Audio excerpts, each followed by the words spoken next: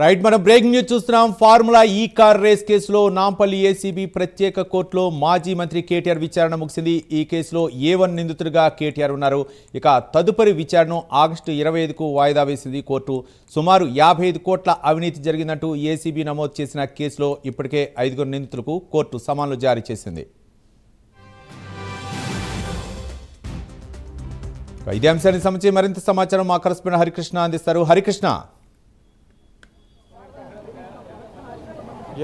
కాసేపటి క్రితమే ఏసీబీ ప్రత్యేక కోర్టులో కేటీఆర్ విచారణ ముగిసింది. ఆగస్టు 25 కూడా ఈ యొక్క కేసు విచారణ వాయిదా పడింది. అయితే 2 లక్షల రూపాయల పూచీకత్తుతో ఈరోజు కేసు ముగిసిందని చెప్పవచ్చు. ఆగస్టు 25వ తేదీన దీనికి సంబంధించి పిటిషన్ మళ్ళీ వచ్చే బెంచ్ మీదకి వచ్చే అవకాశం ఉన్నట్టుగా తెలుస్తుంది. అయితే ప్రస్తుతం మనతో పాటు ఏదైతే సంబంధించి కేసుకు సంబంధించి పూర్తిగా రాజకీయ దురుద్దేశంతో మాత్రమే కేసు నమోదు చేశారంటూ కూడా బీఆర్ఎస్ పార్టీ ఆరోపిస్తున్న పరిస్థితి అయితే ఉంది. ప్రస్తుతం మనతో పాటు అడ్వకేట్స్ ఉన్నారు, వారితో కూడా మాట్లాడించే ప్రయత్నం చేద్దాం. బీఆర్ఎస్ పార్టీకి సంబంధించిన కేటీఆర్ అడ్వకేట్ ఉన్నారు. ఆమోదం అవసరం లేదనేది వాళ్ళకి సంబంధించిన సర్క్యులర్స్ కావచ్చు, జీవోస్ కావచ్చు, అసెంబ్లీ రూల్స్ ఆఫ్ ప్రాక్టీస్ కావచ్చు, ప్రొసీడింగ్ కావచ్చు, ఉన్నాయా లేవా, దానికి సంబంధించిన డాక్యుమెంట్స్ ఛార్జ్షీట్లో సబ్మిట్ చేసిందా లేదా అనేది అది నిజంగా కేటీఆర్ గారి పరిధికి సంబంధించిన విషయం కాదు. అయితే మినిస్ట్రీగా ఆయన బ్రాండ్ ఇమేజ్ని పెంచే కార్యక్రమంలో మాత్రమే ఈ కార్ రేస్ పెట్టడం జరిగింది. దానివల్ల తెలంగాణ బ్రాండ్ పెరగడం కూడా జరిగింది. ఇక్కడ బిజినెస్ కూడా డెవలప్ అవ్వడం జరిగింది. అంటే ఏది పొల్యూషన్ లెస్ వెహికల్స్ని కూడా, పెట్రోల్ లేకుండా వెహికల్స్ కూడా ప్రజెంటేషన్ చేయడం జరిగింది. దానివల్ల తెలంగాణ బ్రాండ్ పెరిగింది తప్ప ఎక్కడ కూడా తెలంగాణ ఇమేజ్ని డ్యామేజ్ చేసే కార్యక్రమం అయితే జరగలేదు. ఎక్కడ కూడా డాక్యుమెంటరీ ఎవిడెన్స్ ఎగనెస్ట్గా కేటీఆర్ గారికి లేదు కాబట్టి దీన్ని సీరియస్గా మేము డిఫెండ్ చేసే అవకాశం ఉంది. సో నెక్స్ట్ జన్కి అలాగే గ్రీన్ కో వాళ్ళకు లబ్ధి చేకూరలు చేసి వాళ్ళ దగ్గర నుంచి తర్వాత ఎలక్టరల్ బాండ్స్ తీసుకున్నారు అనేటువంటి ఆరోపణ. నిజంగా ఆ ఆరోపణలు అనేవి కేవలం ఆరోపణ అనేది ఎవిడెన్స్ కాదు. ఆరోపణ అనేది కన్విక్షన్ అయ్యే అవకాశం లేదు. ఎందుకంటే ఆరోపణ అనేది డాక్యుమెంట్ ఉంటేనే కోర్టులో దాన్ని ఎవిడెన్స్గా ట్రీట్ చేసే అవకాశం ఉంటుంది. కాబట్టి ఎక్కడ కూడా కేటీఆర్ గారికి ఎలక్ట్రానిక్ ఎవిడెన్స్ కానీ డాక్యుమెంట్ ఎవిడెన్స్ కానీ ఆయనకు ఎగనెస్ట్గా లేదు. కేటీఆర్ కేవలం ఫార్ములా ఈ కార్ రేస్ని తెలంగాణ బ్రాండ్ ఇమేజ్ని పెంచడానికి మాత్రమే పెట్టడం జరిగింది. ఇక్కడ నిజంగా ఈ ఛార్జ్ షీట్ మేము క్షుణ్ణంగా స్టడీ చేసిన తర్వాత దీన్ని సీరియస్గా డిఫెండ్ చేస్తాం. ఇందులో సీనియర్ ఐఏఎస్ అధికారులను కూడా అలాగే మా హెచ్ఎండిఏ మాజీ చీఫ్ ఇంజనీర్లను కూడా యాడ్ చేయడం జరిగింది. సో వారికి సంబంధించి ఇందులో ఎంతవరకు ఉండొచ్చు కేసు? అంటే దానిలో ఉన్న ఇప్పుడు ఈ రోజే మేము ఛార్జ్ షీట్ని రిసీవ్ చేసుకోవడం జరిగింది. స్టడీ చేసిన తర్వాత దాని మీద కేటీఆర్ గారి తరఫున మేము వకాలత్ చేసినాం కాబట్టి దాన్ని సీరియస్గా మేము నెక్స్ట్ ఏసీబీ కోర్టులో మేము ఆర్గ్యూ చేసే అవకాశం ఉంటుంది.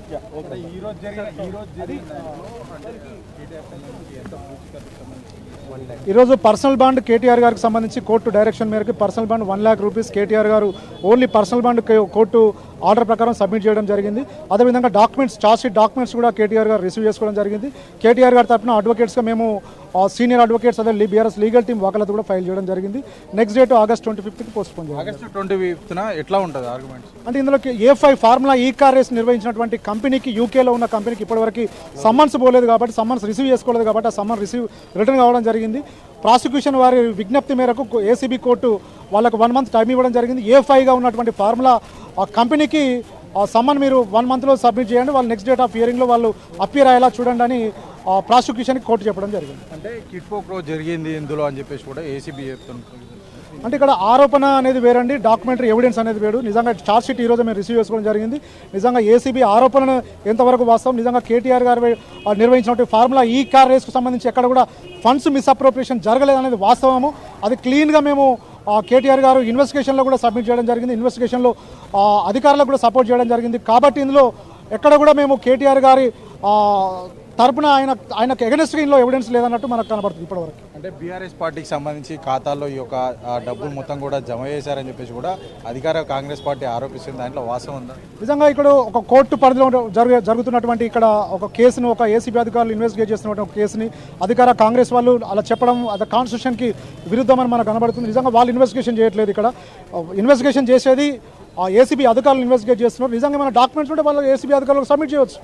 కానీ ఎక్కడ కూడా ఎవిడెన్స్ లేదు కాబట్టి వాళ్ళు ఊరికి ఆరోపణలు చేస్తే సరిపోదు. కోర్టు సమక్షంలో ప్రాపర్ ఎవిడెన్స్ ఉంటే మాత్రమే ఆ ఛార్జ్ షీట్లో కావచ్చు, కేటీఆర్కి ఎగనెస్ట్ కావచ్చు ఆర్డర్ వచ్చే అవకాశం ఉంటుంది. కాబట్టి ఇక్కడ క్లీన్గా కేటీఆర్ గారికి సంబంధించి ఎక్కడ కూడా డాక్యుమెంటరీ ఎవిడెన్స్ అనేది ఏసీబీ అధికారులు సబ్మిట్ చేయలేదు, ఉద్దేశపూర్వకంగా ఛార్జ్షీట్ నమోదు చేసినట్టు కనబడుతుంది మనకు. నెక్స్ట్ ఫర్దర్ స్టెప్ మీది డిపెండ్ ఎట్లా చేయబోతున్నారు? ఆల్రెడీ ఈరోజు మేము వకాలత్ ఫైల్ చేయడం జరిగింది. నెక్స్ట్ డేట్లో ఏఫ్ఐ అపియర్ కావడానికి కోర్టు అడ్జర్న్మెంట్ చేయడం జరిగింది ఫార్ములా కంపెనీ.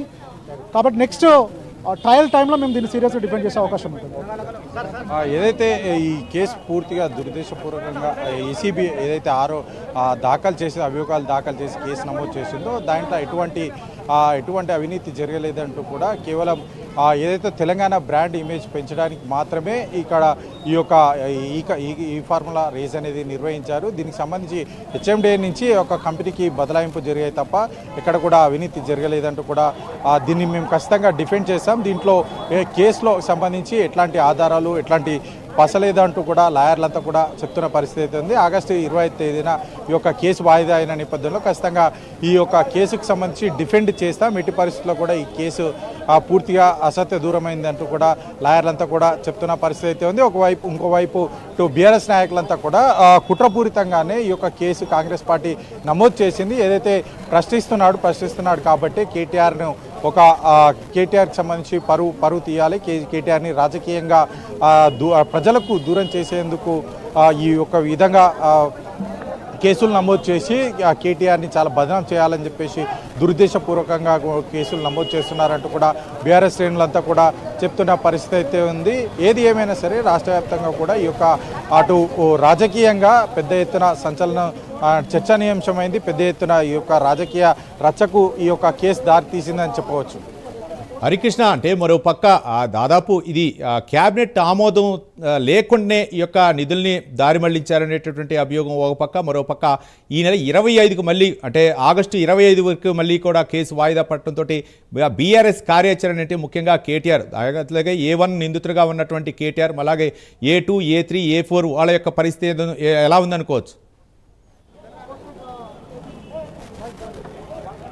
ఎస్, అయితే ఇందులో మొత్తంగా కూడా 5 పేర్లు ఈ యొక్క ఛార్జ్షీట్లో ఏసీబీ నమోదు చేర్చడం అయితే జరిగింది. ప్రధానంగా A1గా మాజీ మంత్రి కేటీఆర్ పేరు, అదేవిధంగా అప్పుడు ఏదైతే A2గా ఐఏఎస్ అరవింద్ కుమార్ పేరు ఇందులో చేర్చడం జరిగింది. తర్వాత A3గా బిఎల్ఎన్ రెడ్డి పేరు అయితే చేర్చడం జరిగింది. A4గా ఈ యొక్క స్పోర్ట్స్ కన్సల్టెంట్కి సంబంధించిన వ్యక్తి కిరణ్ మల్లేశ్వరి పేరు చేర్చడం జరిగింది. A5గా ఈ యొక్క అల్బర్ట్ లోంగో పేరు అంటే ఎఫ్ఈకి సంబంధించి ప్రతినిధి ఆయన ఆ పేరు చేర్చడం అయితే జరిగింది. ఈరోజు ఈ యొక్క ఏసీబీ కోర్టుకు అంటే ఏసీబీ కోర్టులో ప్రత్యేక విచారణ, సో మొదటి విచారణ కాబట్టి ఇందులో ఉన్న మాజీ మంత్రి కేటీఆర్, అదేవిధంగా అరవింద్ కుమార్, అదేవిధంగా బిఎల్ఎన్ రెడ్డి కూడా హాజరయ్యారు. ఆల్బర్ట్ యాంగూర్ తరఫున ఈ యొక్క పిటిషన్ దాఖలు చేసినట్టుగా తెలుస్తుంది. దీనికి సంబంధించి ₹1,00,000 పూచీకత్తు కూడా ఇవ్వాలని చెప్పేసి కోర్టు కోరిన నేపథ్యంలో కూడా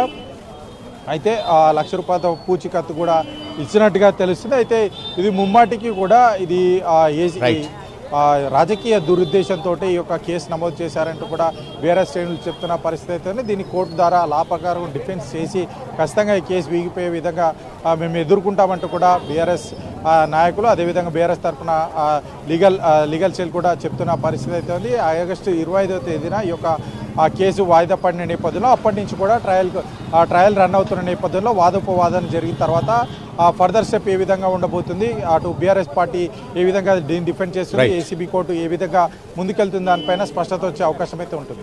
రైట్, థ్యాంక్ యూ హరికృష్ణ.